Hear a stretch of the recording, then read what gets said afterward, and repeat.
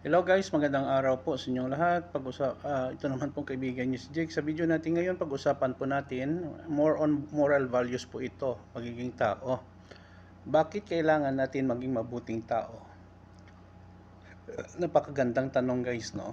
Kasi karamihan sa atin sa ngayon, nabubuhay po tayo sa panahon na parang nag-iba na rin ang moral values ng mga tao. Kasi po sa impluensya ng mga maraming bagay, especially social media, internet, at mga tao din sa paligid natin. Ano ba ang dahilan kung bakit mas piliin natin maging mabuting tao sa ating kapwa or sa ating sarili or sa ating pamilya? Yun po ang ating pag-uusapan sa video na ito. Kung bago lang kayo sa channel ko at gusto nyo ang video na ito, paki-like lang po, share, and huwag kalimutan mag-subscribe. Bilang tao guys, may tinatahak tayong landas.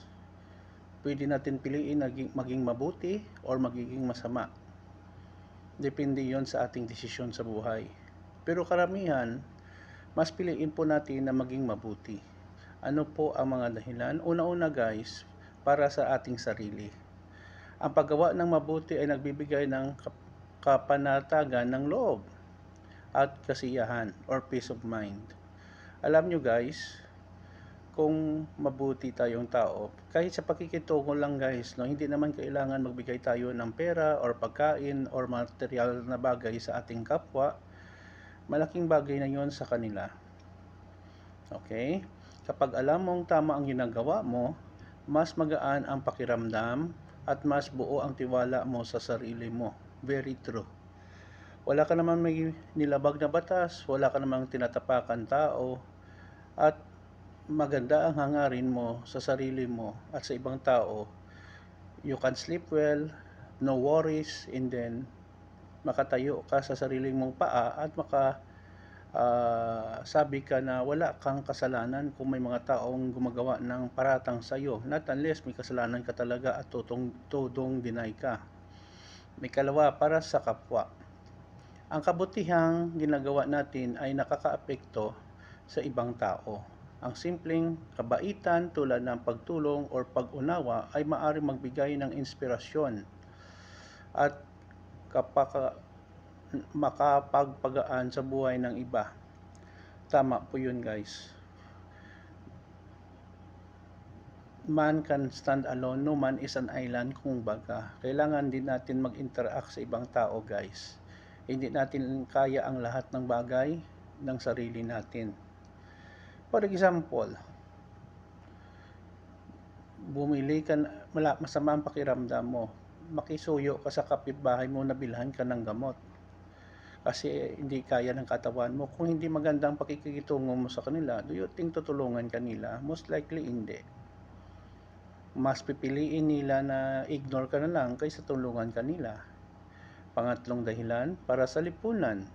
Kung bawat isa ay nagsisikap maging mabuti, mas nagiging maayos, mapayapa at masaya ang komunidad at bansa. Ang mabuting gawain ay paraang binhi na kapag itinanim dumarami at lumalago. Very true.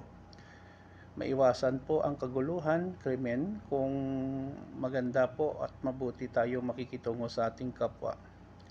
Kahapon guys, nahuli guys ang isang driver na road rage, no.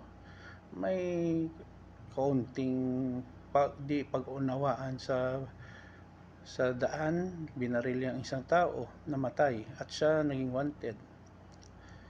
Yun lang po. Kung nagpasensya lang siya, hindi sana po nakapatay siya at masisira ang kanyang buhay.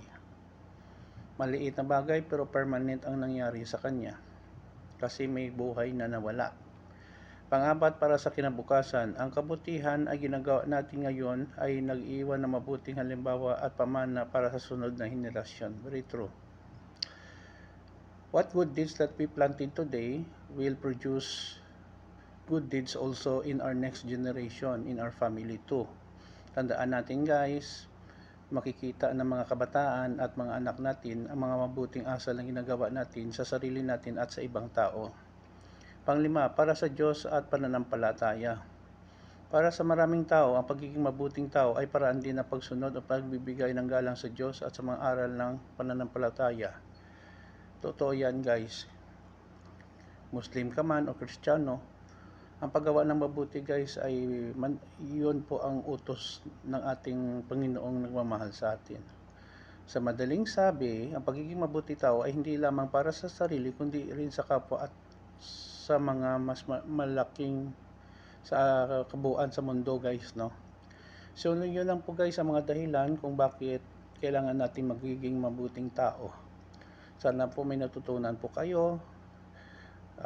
Pakilagay lang po sa comment section ng ating video. Please like, share, and huwag kalimutan mag-subscribe sa channel ko. Maraming salamat sa inyong panonood at pagsuporta. Ito naman po ang kaibigan nyo si Jake. Paalam guys, kita-kita po tayo sa susunod na video.